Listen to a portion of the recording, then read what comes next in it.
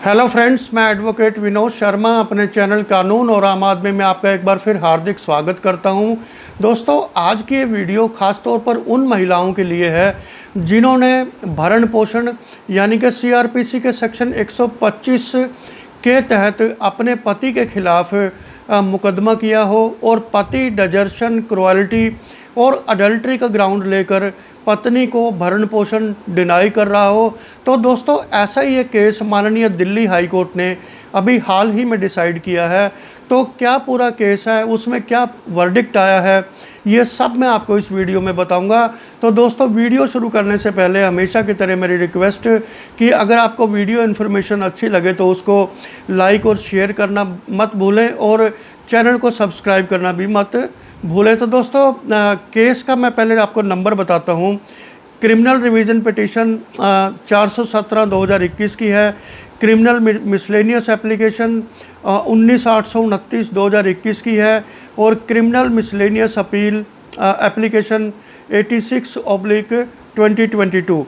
ये जो है 3-4 केसेस किए हुए थे और ये पति की तरफ से ये पिटीशन फाइल की गई थी और केस का टाइटल है प्रदीप कुमार शर्मा वर्सेस दीपिका शर्मा। और इसमें जो जजमेंट रिजर्व की गई थी वो 25/2/2022 को रिजर्व की गई थी और प्रोनाउंसमेंट उसकी हुई 13 अप्रैल 2022 को। और जो कोरम था इसमें वो था honourable mister justice Chandradhari Singh. तो दोस्तों, पहले मैं आपको जो है थोड़ा सा इसका बैकग्राउंड बताऊं कि जो इसमें पेटिशनर हैं पति और रेस्पोंडेंट है पत्नी, उनके जो है उनकी शादी 2000 में हुई थी। मतलब कि 22 साल उनकी शादी को हो गए थे और उनके 2 बच्चे हैं और जो है वो काफ़ी टाइम से अलग रह रहे थे और पति और पत्नी ने एक दूसरे के खिलाफ 16 केसेस किए हुए थे अलग अलग तरह के। जैसे पत्नी ने डीवी एक्ट का, 125 सीआरपीसी का, दहेज का 498 ए का और एक एफआईआर कराई हुई थी और पति की तरफ से डिसोल्यूशन ऑफ मैरिज यानी कि डिवोर्स की पिटीशन फाइल की गई थी।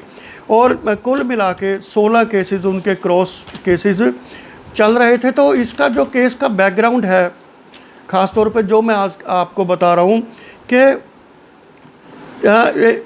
माननीय जो एडिशनल फैमिली कोर्ट है, एडिशनल फैमिली जज हैं, प्रिंसिपल जज फैमिली कोर्ट 30 हज़ारी दिल्ली ने एक जजमेंट पास की 31/7/2020 को। और इस जजमेंट के तहत पति को आदेश दिया कि वो पत्नी को हर महीने 6,000 रुपये का भरण पोषण दे। 1 अगस्त 2020 से ये तारीख तय की गई। तो इसके खिलाफ पति ने माननीय हाई कोर्ट में इसको चैलेंज किया और इसमें सबमिशंस दी कि फैमिली कोर्ट का ऑर्डर गलत है, परिवर्स है और इसको जो है सेट असाइड किया जाए क्योंकि respondent was aberrantly capable of maintaining herself, की पत्नी के पास इतने सफिशेंट मीन्स हैं कि वो अपने आप को जो है मेंटेन कर सकती हैं।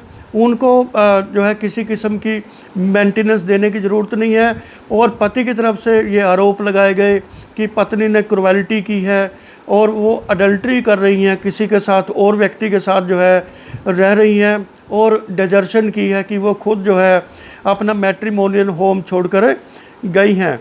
तो इसमें जो बेटा है इनका पार्टीज़ का यानी कि हस्बैंड का और वाइफ का, उसने जो है एक एफिडेविट दिया कोर्ट में और बताया कि he along with his mother started living together with a person in Panchkula of Haryana since 2014 and they are living as husband and wife. तो पति की तरफ से ये बेटे ने ये एफिडेविट दिया कि मैं और मेरी मम्मी किसी और व्यक्ति के साथ पंचकूला में रह रहे थे 2014 से और मेरी जो माता हैं, मदर हैं, और वो व्यक्ति हस्बैंड और वाइफ के तौर पे रह रहे थे।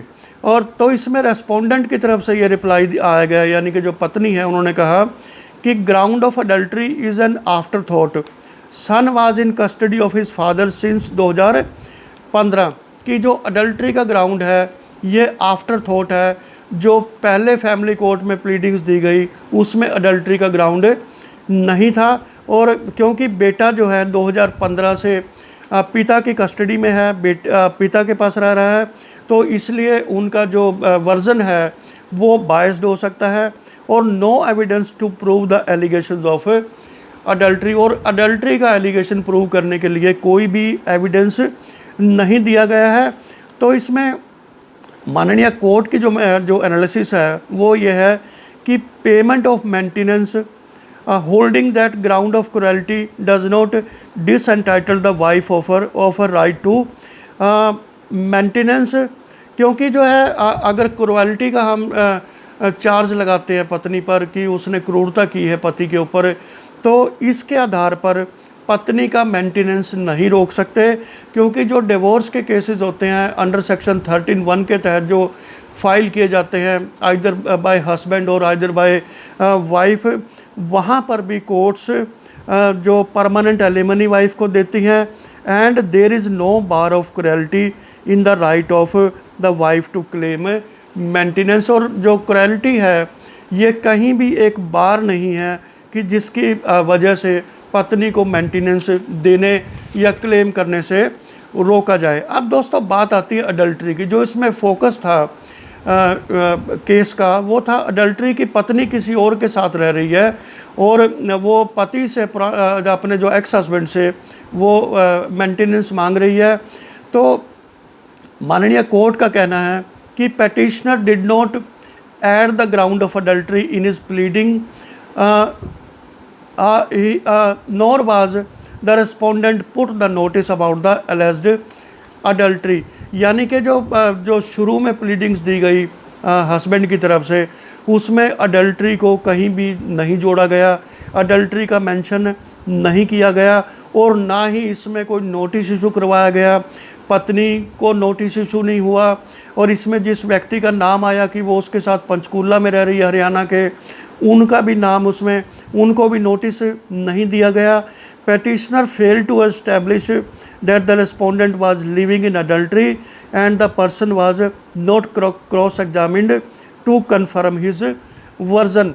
और जो पेटिशनर है इसमें पति, वो पूरी तरह से असफल रहे हैं ये प्रूव करने के लिए कि पत्नी उसमें अडल्ट्री में रह रही है, और जिस व्यक्ति के साथ रह रहे हैं वो उनको भी क्रॉस एग्जामिन नहीं किया गया, ताकि उनका वर्जन भी जाना जा सके कि क्या वो पति पत्नी के तौर पे रह रहे हैं या नहीं रह रहे हैं।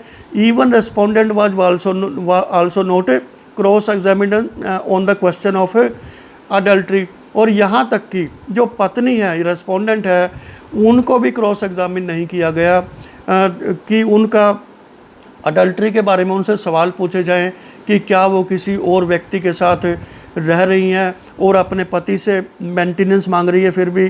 तो इसलिए अंडर सेक्शन 125 CRPC जो एक प्रावधान है, इसमें पत्नी जो है पति से मेंटेनेंस मांग सकती है। The law mentioned that in order to extract the provision under section 125(4) of CRPC the husband has to establish with definite evidence. और अगर पति इनकार करते हैं जो है मेंटेनेंस देने से इस ग्राउंड पे कि पत्नी अडल्ट्री कर रही है, किसी और व्यक्ति के साथ रह रही हैं, तो इसका एक पुख्ता सबूत पति को देना होगा कि वाकई में क्या वो किसी और व्यक्ति के साथ रह रही हैं। इसका डेफिनेट एविडेंस देना पड़ता है कि that the wife has been living in adultery. इसका कंक्रीट प्रूफ देना होगा कि क्या पत्नी अडल्ट्री में किसी और व्यक्ति के साथ रह रही है।